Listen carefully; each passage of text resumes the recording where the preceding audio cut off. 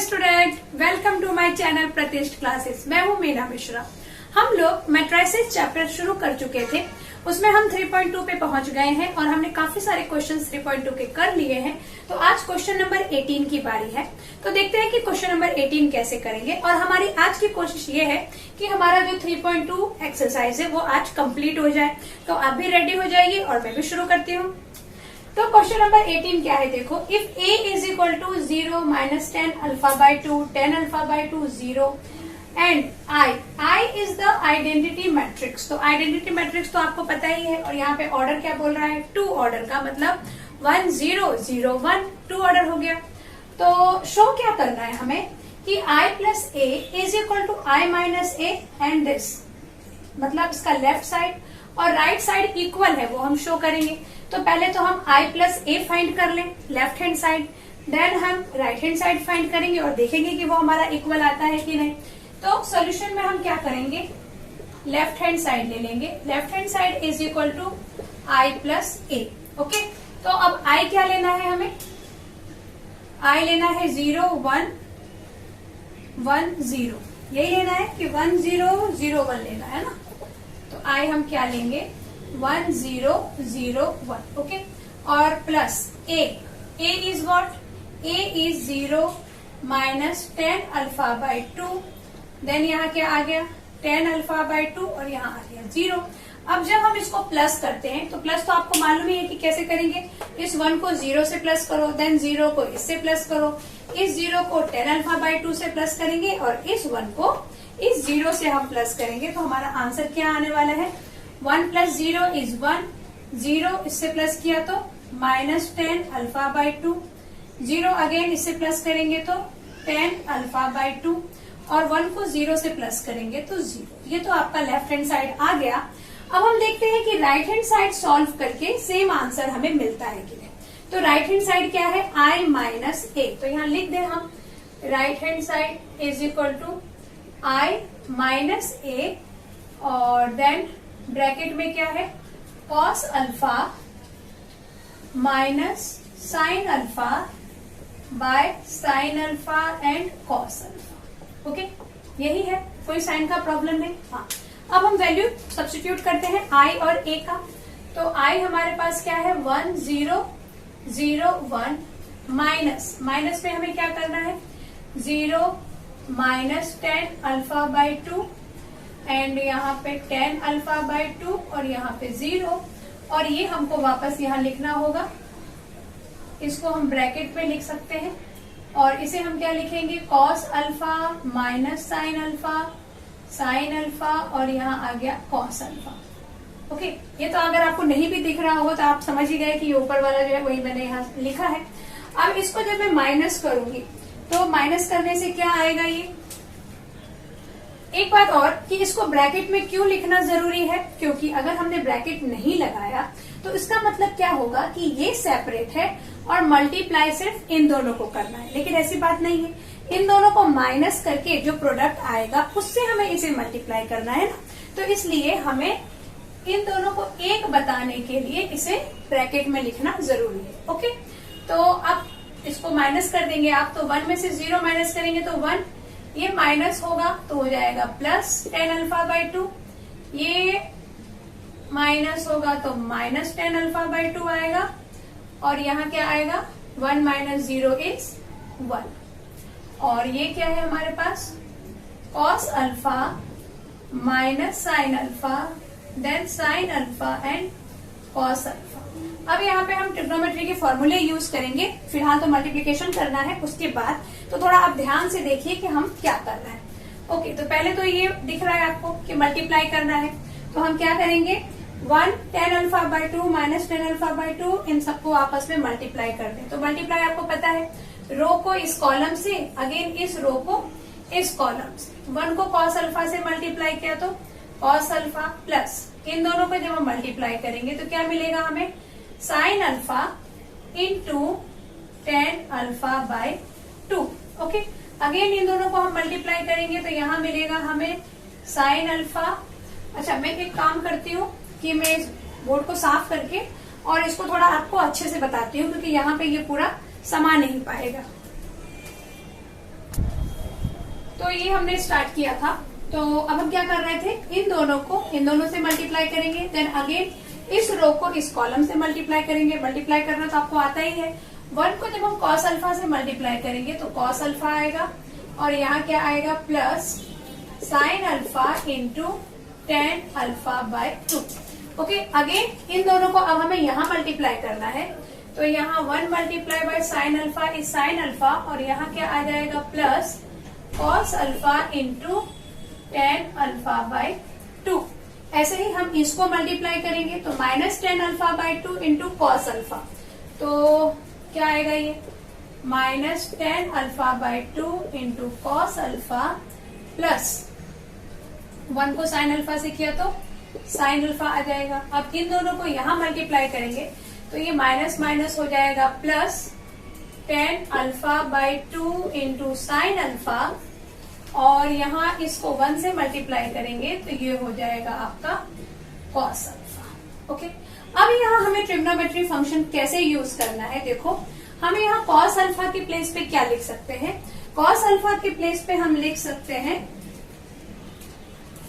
Cos alpha के place पे हम क्या लिख देंगे, 2 sign alpha bye 2 into cos alpha by 2।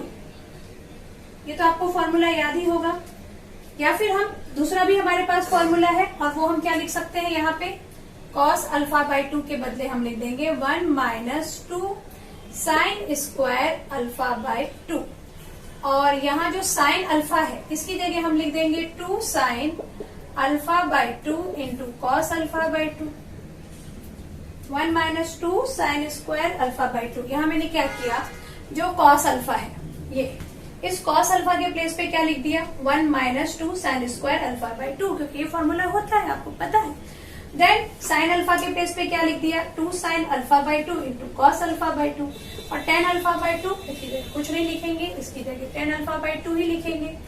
ऐसे ही यहाँ पर ये जो माइनस है, माइनस साइन अल्फा है, तो इसकी जगह हम क्या लिख सकते हैं, 2 sign alpha bye 2 into cos alpha by 2, और यहाँ पर जो कॉस अल्फा है तो कॉस अल्फा के प्लेस पे हम क्या लिख देंगे, 2 कॉस स्क्वायर, मैं यहाँ लिख देती हूँ इसको, 2 cos square alpha by 2 minus 1 into 10 alpha by 2। Okay, अब ऐसे ही हम ये नेक्स्ट वाले को भी करेंगे।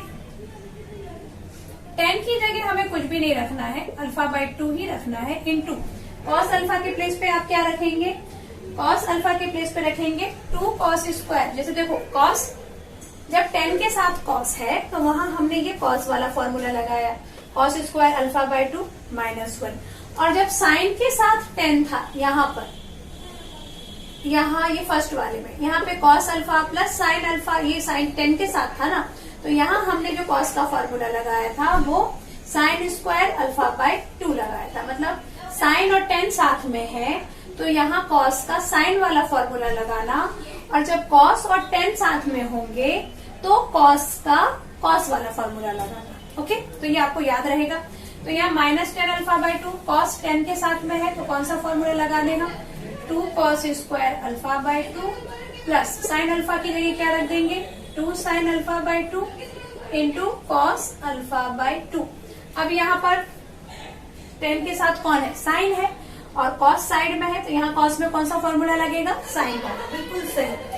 तो यहाँ 10 तो 10 ही रहने वाला है, साइन के प्लेस पे क्या रख देंगे, 2 sign alpha bye 2 into cos alpha by 2, और यहाँ पे प्लस इसकी जगह क्या रख देंगे हम, 1 माइनस 2 साइन स्क्वायर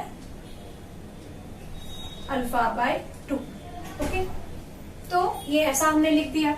अब हम इसको थोड़ा और सॉल्व करेंगे तो हमारा आंसर क्या आ जाएगा, यहाँ पे तो यही आएगा 1 minus 2 sine square alpha by 2, और यहाँ देखो 2 साइन अल्फा बाय 2, यहाँ जो 10 अल्फा बाय 2 है तो 10 को हम क्या लिख सकते हैं, कॉस बाय साइन, तो मैं यही लिख देती हूँ।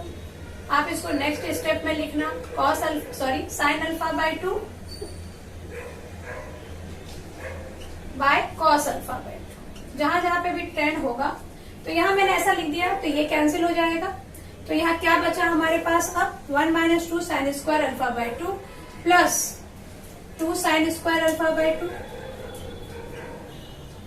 ठीक है, तो अब आप देखो, ये मैं इसलिए यहाँ पे शॉर्ट में बता रही हूँ क्योंकि फिर ये वापस इतना सारा लिखूंगी तो प्लेस कम है। तो -2 sin स्क्वायर अल्फा बाई 2 और +2 sin स्क्वायर अल्फा बाई 2 ये क्या हो जाएगा, ये हो जाएगा कैंसल। तो यहाँ से अच्छा कोई मतलब नहीं है वैसे भी, यहाँ पे फिर मल्टीप्लाई करना ही पड़ेगा।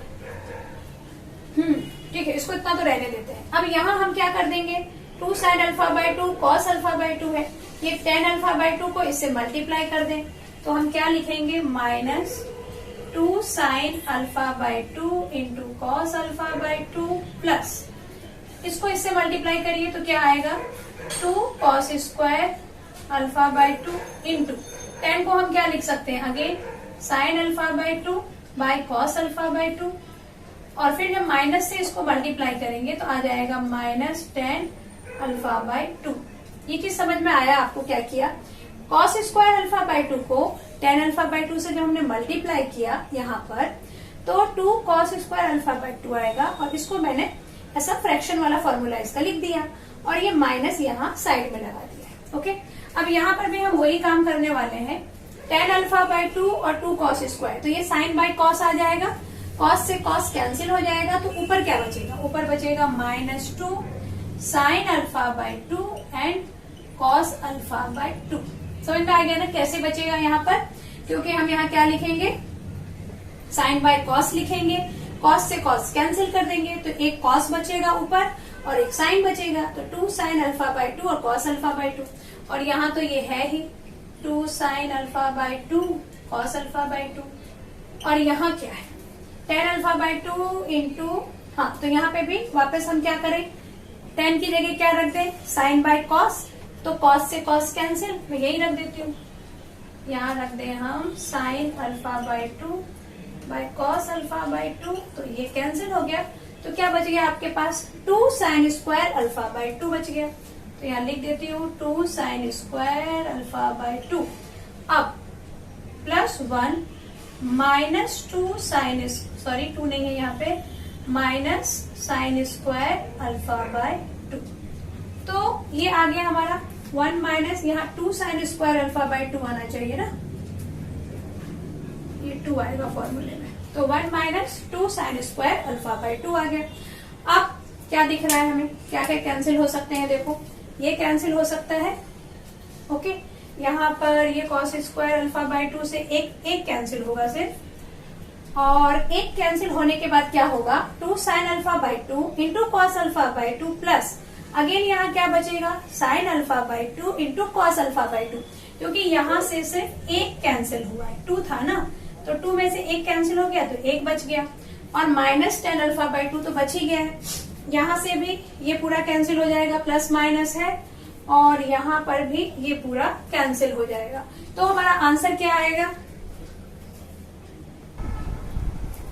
यहाँ पे एक मिस्टेक मैंने किया था, यहाँ मैंने सीधे 2 cos स्क्वायर अल्फा बाई 2 लिखा था, जबकि -1 भी आएगा ना फॉर्मूले में, तो 2 cos स्क्वायर अल्फा बाई 2 -1, तो -tan अल्फा बाई 2 को जब हम इससे मल्टीप्लाई करेंगे तो एक बार ये आएगा, देन माइनस माइनस प्लस होके यहाँ हो जाएगा tan अल्फा बाई 2 और ये तो यहाँ पे लिखा ही है हमने सारा कुछ। अब इसको हम और सिंप्लीफाई करेंगे तो यहाँ पे क्या आएगा, देखो यहाँ सिर्फ 1 बचा और इधर क्या बचा हमारे पास, 2 sin alpha by 2 cos alpha by 2, यहाँ प्लस में बच गया, तो ये और ये पूरा कैंसिल होगा प्लस माइनस की वजह से और यहाँ बचेगा -tan अल्फा बाई 2, ओके, और यहाँ पर भी वही होने वाला है, अल्फा बाई 2 है तो अल्फा बाई 2 को आप क्या लिख सकते हैं, अल्फा बाई 2 को आप लिख देंगे sin alpha by 2 by cos alpha by 2, फिर cos से एक cos कैंसिल हो जाएगा तो यहाँ पे भी ये चीज और ये चीज कैंसिल होके यहाँ सिर्फ क्या बचेगा, tan अल्फा बाई 2 और यहाँ पर तो ऑलरेडी कैंसिल हम कर चुके हैं, यहाँ सिर्फ 1 है, तो आप लोग वो तो मैंने यहाँ से मिटा दिया है, लेकिन जो आपने हमारा जो लेफ्ट हैंड साइड था वो यही आया था, तो यहाँ हमने प्रूफ कर दिया कि left hand side is equal to right hand side. Question में कुछ भी मुश्किल नहीं है, बस थोड़ा सा कॉम्प्लिकेटेड है क्योंकि ट्रिग्नोमेट्री के फॉर्मूले आपको यूज करने हैं और आपको ये ध्यान रखना है कि कॉस का कौन सा वाला फॉर्मूला हमें यूज करना है, ओके। तो उसके लिए मैंने आपको एक हिंट बताया ही था कि अगर tan के साथ साइन है और फिर cos है तो cos का साइन वाला फॉर्मूला यूज करो, लेकिन अगर tan के साथ cos है तो फिर cos वाला फॉर्मूला यूज करो, ओके। तो ध्यान रखना आप इस चीज को एग्जाम में अगर ये क्वेश्चन आता है तो। अभी हम इसके बाद देखते हैं कि नेक्स्ट क्वेश्चन क्या है। तो ये हमारा क्वेश्चन नंबर 19 है। काफी बड़ा दिख रहा है आपको, लेकिन मैं क्वेश्चन इसलिए लिखती हूँ क्योंकि कितनी बार क्या होता है कि मैंने ऐसा देखा है कि कितने बच्चों को क्वेश्चन रीड करने में वो क्वेश्चन समझ में ही नहीं आता है। तो ये मैं चाहती हूँ कि एक बार अगर मैं आपको यहाँ पे रीड करके एक्सप्लेन कर दूं तो शायद आपको क्वेश्चंस करने में इजी होगा और आपको क्वेश्चन समझ में भी आ जाएगा। तो चलिए हम क्वेश्चन नंबर 19 रीड करते हैं। A trust fund has ₹30,000 that must be invested in 2 different types of bond. मतलब किसी के भी पास 30,000 रुपीज है और उसे 2 बॉन्ड में स्पेंड करना है। तो 2 बॉन्ड में इन्वेस्ट करना है। मतलब 2 बॉन्ड आप कुछ भी समझ लो कि कहीं पे भी हमको ऐसी जगह इन्वेस्ट कर देना है कि जो फर्स्ट बॉन्ड है वो हमें 5% इंटरेस्ट दे रहा है और जो सेकेंड बॉन्ड है वो दे रहा है 7% इंटरेस्ट, है ना। देखो लिखा है the first bond page 5% interest per year and second bond page 7% interest per year.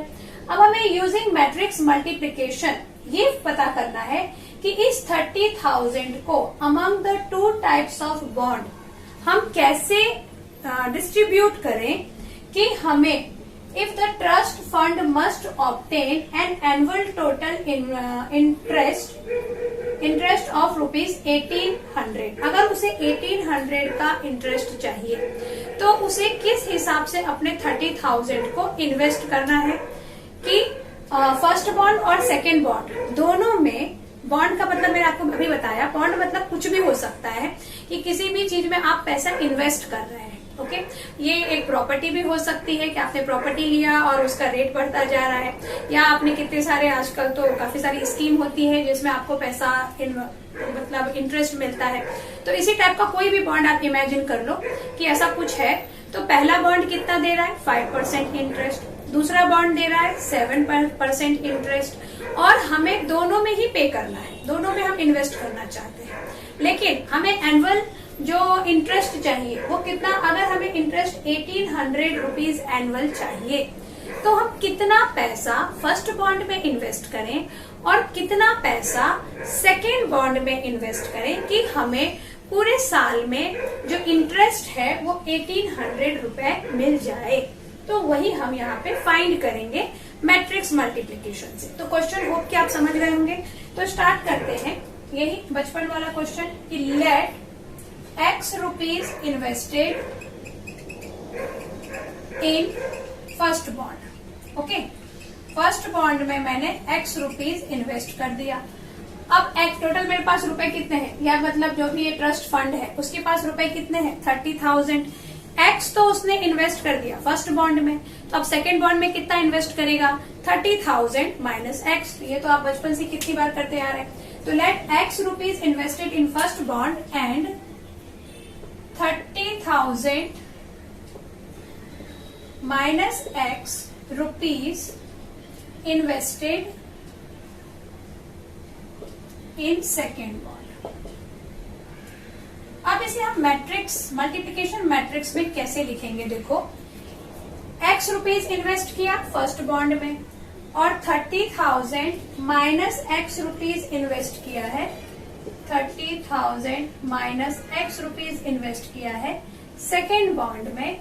और फर्स्ट बॉन्ड का इंटरेस्ट कितना है, फर्स्ट बॉन्ड का इंटरेस्ट है 5/100 और सेकेंड बॉन्ड का इंटरेस्ट है 7/100। अच्छा, इस चीज को मैंने किस बेस पे लिखा है, हम लोग पहले ही ये जब अपने सिंपल इंटरेस्ट के क्वेश्चन सीखे होंगे तो उसमें हम क्या सीखते थे, simple interest is equal to principal into rate into time by 100। Okay, तो यहाँ पे टाइम क्या है, टाइम 1 ईयर है, तो टाइम को तो आप हटा ही दो। तो ये क्या बचा, प्रिंसिपल इंटू रेट बाय 100।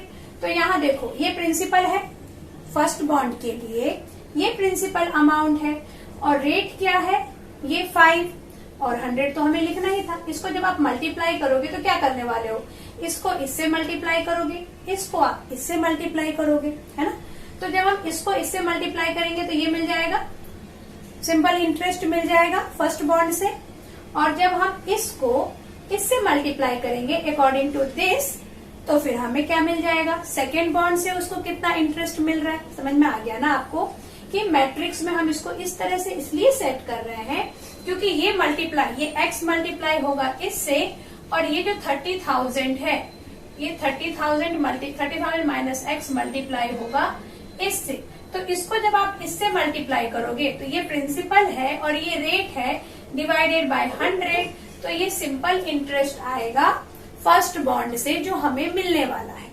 इसको जब हम इससे मल्टीप्लाई करेंगे तो सिंपल इंटरेस्ट आएगा सेकेंड बॉन्ड से जो हमें मिलने वाला है। और जब उन दोनों को हम प्लस करें तो हमें साल भर में कितना सिंपल इंटरेस्ट चाहिए, हमें चाहिए 1800, तो हम वो यहाँ लिख देंगे। अच्छा 1800 चाहिए कि 18,000? नहीं, 1800 ही चाहिए, तो वो हमने यहाँ लिख दिया कंडीशन। अब जब आप इसको सॉल्व करेंगे तो आपको x की वैल्यू मिलेगी, तो चलो सॉल्व करते हैं। x को इससे मल्टीप्लाई किया तो क्या आ जाएगा 5x बाय 100, देन प्लस इसको इससे मल्टीप्लाई करो तो 30,000 into 7 bye 100 minus 7x by 100 और इज इक्वल टू हो गया ये 1800। अब ये दोनों जीरो को कैंसिल कर देती हूँ, तो यहाँ क्या आ जाएगा 5x बाय 100 प्लस 7 3 जा 21 minus 7x by 100 is equal to 1800। अब इसे हम सॉल्व कर दें तो हमारा आंसर कितना आएगा 5x, इसको सॉल्व करेंगे तो क्या आएगा ये 5x प्लस ये 100 से इसको मल्टीप्लाई करना पड़ेगा क्योंकि डिनोमिनेटर में है, minus 7x is equal to, और यही 100 से इसको भी मल्टीप्लाई करना पड़ेगा। ये तो आप समझ ही गए होंगे क्यों मल्टीप्लाई करना पड़ेगा, क्योंकि डिनोमिनेटर में ये 100 आ जाएगा ना पूरा, फिर हम क्रॉस मल्टीप्लीकेशन कर देंगे तो ऐसा आंसर आ जाएगा। अब यहाँ पे देखो 5x minus 7x that is 2x, और यहाँ क्या आ गया ये 40 है, और ये चीज इधर आ गई 21 1 2 3 0 लगा दो, तो यहाँ से कितना मिलेगा माइनस 2x, और यहाँ से भी आंसर जो आएगा आपका माइनस में आएगा, और वो क्या होगा 30,000, यहाँ आ जाएगा 30,000, बस माइनस से माइनस कैंसिल, तो x की वैल्यू कितनी आ जाएगी 15,000 आएगा 15,000। तो x आ गया हमारा 15,000, मतलब पहले में फर्स्ट बॉन्ड में हम कितना इन्वेस्ट कर रहे हैं 15,000, और फिर हम सेकेंड बॉन्ड में कितना इन्वेस्ट करेंगे तो मैं यही लिख देती हूँ।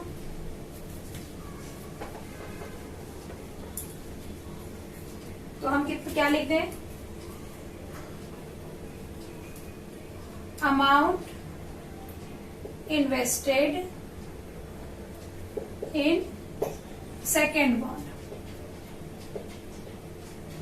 तो वो कितना हो जाएगा 30,000 माइनस 15,000, तो कितना आने वाला है 15,000। 30,000 में से अगर आप 15,000 माइनस करेंगे तो आंसर में आपको कितना आएगा 15,000 ही आएगा। हमारे पास कितना था 13,000, तो यहाँ पर भी कितना आंसर आएगा 15,000। ओके, तो ये क्वेश्चन आप समझ गए। और इसी के जैसा जो हमें ₹2000 का फाइंड करना है ना, कितने का फाइंड करना है नेक्स्ट क्वेश्चन में, उसमें हमें 2000 चाहिए, तो बिल्कुल इसी तरीके से आप उस क्वेश्चन को भी करेंगे। अब आपको सब कुछ ऐसे ही सेट होगा, खाली यहाँ पे 18,000 के प्लेस पे आप क्या लिखने वाले हैं 2000 लिखने वाले हैं, बाकी सारा कुछ यही रहने वाला है और आप इसको सॉल्व कर सकते हैं बड़ी आसानी से। लेफ्ट साइड तो एग्जैक्टली यही रहेगा, राइट साइड में यहाँ पे 20,000 मतलब 2000 आएगा, यहाँ 2000, यहाँ 2000, फिर यहाँ हम उसको और अच्छे से सॉल्व कर देंगे तो आंसर आ जाएगा। तो इसलिए मैं इसका जो सेकंड पार्ट है वो आपको एज अ होमवर्क दे रही हूँ, आप उसको जरूर सॉल्व करिए। और अगर आपको कुछ डाउट है तो आप मुझे इंस्टाग्राम में मैसेज कर सकते हैं, देन कमेंट सेक्शन में लिख सकते हैं, या फिर आप मुझे मेल कर सकते हैं। अब हम इसके बाद जो नेक्स्ट क्वेश्चन है 20 वो देखते हैं कि कैसे करना है। क्वेश्चन नंबर 20 क्या है, देखो, the book shop of a particular school has 10 dozen chemistry books, 8 dozen physics book and 10 dozen economics book। Book shop में ये सब बुक्स हैं। तो डजन का तो आपको पता ही है, मल्टीप्लाई बाय 12 होता है। तो अगर 10 डजन है मतलब कितनी बुक्स हैं वहां पे 10 into 12 दैट इज 120 बुक्स है। ऐसे ही 8 डजन फिजिक्स बुक है, यानी 12 multiply by 8 and again 10 dozen economics book है, तो 10 multiply by 12. Their selling prices are ₹80, ₹60 and ₹40 each. तो हमें क्या करना है, find the total amount of the bookshop will receive from selling all the books using matrix algebra. उसने जब सारी बुक्स बेच दी तो उसको कितना पैसा मिला, ये हमें फाइंड करना है. तो इसको हम बड़ी आसानी से कर पाएंगे, क्योंकि देखो, अच्छा यहाँ पे मल्टीप्लिकेशन मैट्रिक्स मतलब कैसा, ये तो पूरा आप इंफॉर्मेशन लिख लेंगे ना, कि chemistry book is 10 dozen, then physics book 8 dozen and economics book 10 dozen, वो सब आपको यहाँ स्टार्टिंग में लिखना है. मैं सीधे मैट्रिक्स लिखती हूँ. तो मैट्रिक्स जब हम लिखेंगे तो हम साइड में 12 लिख देते हैं. साइड में 12 हम क्यों लिख रहे हैं, क्योंकि ये सारे डजन में है, तो इन्हें हमें 12 से मल्टीप्लाई करना है.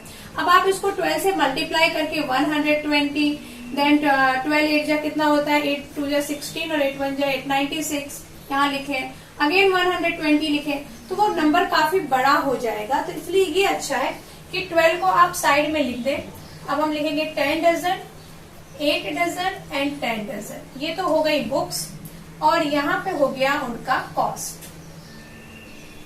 कॉस्ट कितना था, 80 rupees, then 60 rupees and 40 rupees. अच्छा, आपको ये जरूर लग रहा होगा कि ये इसको हम ऐसे रो में लिख रहे हैं, इसको हम ऐसा कॉलम वाइज लिख रहे हैं. तो ऐसा क्यों, क्योंकि देखो जब हम आप इसको मल्टीप्लाई करेंगे ना, तो मल्टीप्लाई कैसे होगा, 10 dozen book, okay, cost 80 rupees, इसको इससे हम मल्टीप्लाई करेंगे. 8 डजन बुक को 60 से मल्टीप्लाई करेंगे, क्योंकि वही उसका कॉस्ट है, और यहाँ 10 को 40 से मल्टीप्लाई करेंगे. तो ये मल्टीप्लाई प्रॉपरली, इसका लिखने का यही पैटर्न होता है. जो हम मल्टीप्लिकेशन मैट्रिक्स लिखते हैं उसको हम इसी तरीके से लिखते हैं कि जो भी आपके पास आइटम है, जो चीजें हैं, वो आप इधर ऐसे लिखें और उनके कॉस्ट आप कुछ इस तरीके से लिखें, ताकि जब हम मल्टीप्लाई करें तो हमें एग्जैक्ट वैल्यू मिले. तो जब हम इसको सॉल्व करेंगे तो क्या आएगा, देखो 12 मल्टीप्लाई करें 12 को 80 से, यहाँ कैसे होगा, सॉरी 10 80, तो 10 को 80 से मल्टीप्लाई करेंगे तो 800 प्लस 8 6 जा 480 प्लस ये अगेन आ गया आपका 400. अब इनको हम क्या कर देंगे, प्लस कर देंगे, और जो भी आंसर आएगा उसको 12 से मल्टीप्लाई कर देंगे. तो इसको जब आप प्लस करेंगे तो ये आएगा 0 8 और यहाँ 4 4 8 और 8 16, 1680 आ गया. और 1680 को जब आप 12 से मल्टीप्लाई करेंगे तो क्या आंसर आएगा, जरा फटाफट मल्टीप्लाई करके बताओ. 1680 नहीं होगा, 1760. तो जब हम 12 से 1680 को मल्टीप्लाई करेंगे तो हमें कितना मिलेगा, 20,160 रुपीज. तो इतना अमाउंट उसको मिलेगा जब वो ये सारे बुक्स को बेचने वाला है. तो बस इसमें आपको यही ध्यान रखना है कि हमें कुछ इस तरीके से इसको लिखना है, ओके. और 12 से क्यों मल्टीप्लाई किया, ये तो आप समझ ही गए, क्योंकि डजन में है, तो हम इसको बार बार 12 से मल्टीप्लाई करके एक बड़ा सा नंबर लिखते हैं. इससे अच्छा है कि आप 12 को साइड में लिख दें. तो ये क्वेश्चन आई होप कि आपको अच्छे से समझ में आ गया होगा. अब आगे के जो 2 क्वेश्चन बचे हैं वो भी हम जल्दी से कर लेते हैं.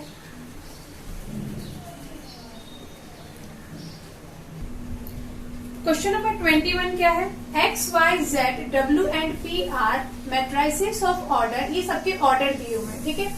और हमें क्या करना है, the restriction on N, K and P so that, मतलब PY प्लस WY अगर हम फाइंड करना चाहते हैं, PY प्लस WY, तो क्या रिस्ट्रिक्शन होगा, मतलब कि N, K और P में क्या रिलेशन होना चाहिए, N कितना आना चाहिए, K कितना होना चाहिए, P कितना होना चाहिए, ताकि हम PY प्लस WY फाइंड कर पाए. ये हमारा यहाँ पे क्वेश्चन है. तो इस क्वेश्चन का आंसर है आपका ये first one, K is equal to 3 और P is equal to N. अब ये आंसर कैसे आएगा वो हम अभी डिस्कस करेंगे. देखो पहले तो सोल्यूशन. अब हमें यहाँ पे लिख लेते हैं हम कि ऑर्डर क्या दिया हुआ है, हमें किसकी जरूरत है, PY और WY.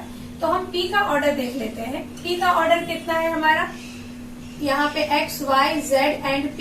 X यहाँ पे मैं लिख देती हूँ शॉर्ट में, ये X का है, ये Y है, ये Z है और ये W, देन ये ऑर्डर है P का, ओके. तो डायरेक्ट नहीं करूंगी मैं. P का ऑर्डर कितना है, P into K, P cross K, और जो हमारा W है Y का ऑर्डर कितना है? Y का ऑर्डर हो गया हमारा 3 क्रॉस K। ओके, और ऐसे ही W की जरूरत है हमें, तो W का ऑर्डर कितना हो गया? N क्रॉस 3, और अगेन यहाँ पे Y का ऑर्डर कितना है? 3 क्रॉस K। ओके, सबका ऑर्डर लिख दिया मैंने।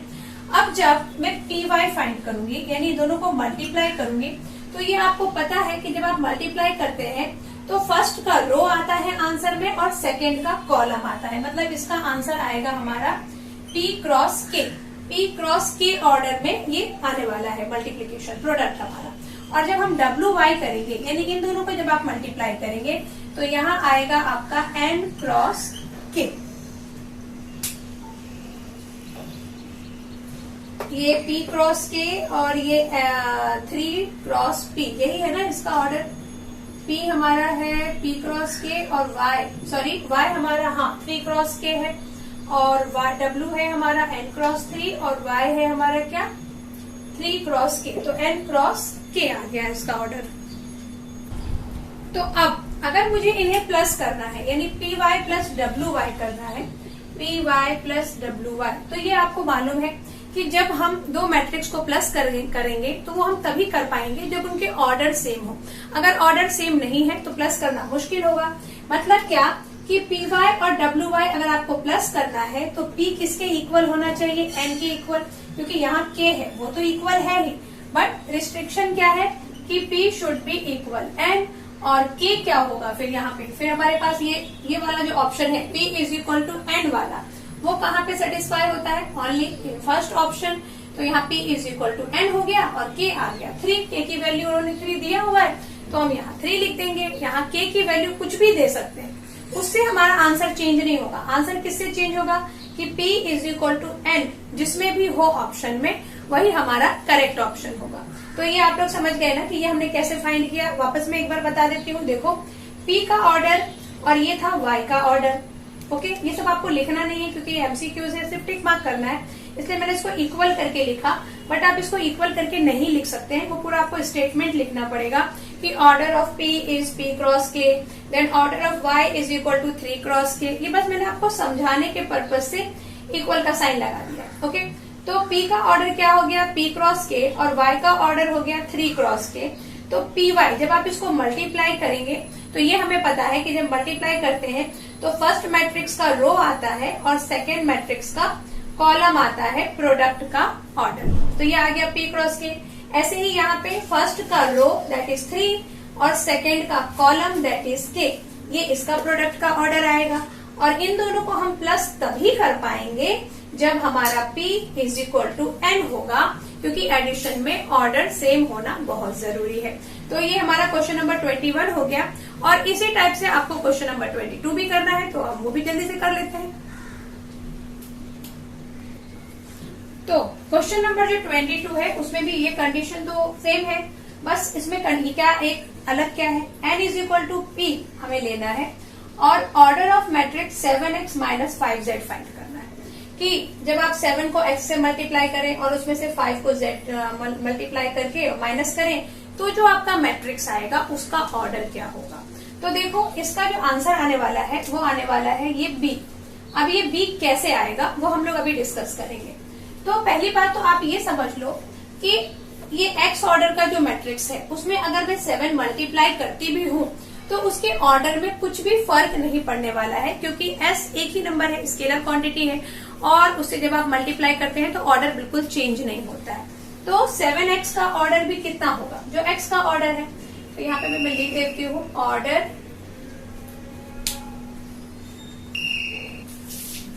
तो देखो 7x, तो इसका ऑर्डर कितना है? जो x का ऑर्डर है दैट इज 2 क्रॉस n। तो ऑर्डर ऑफ 7x, इसको मैं इस बार इक्वल का साइन नहीं लगाऊंगी, एरो लगाती हूँ, 2 क्रॉस n। और यहाँ पे 5z का ऑर्डर क्या होगा?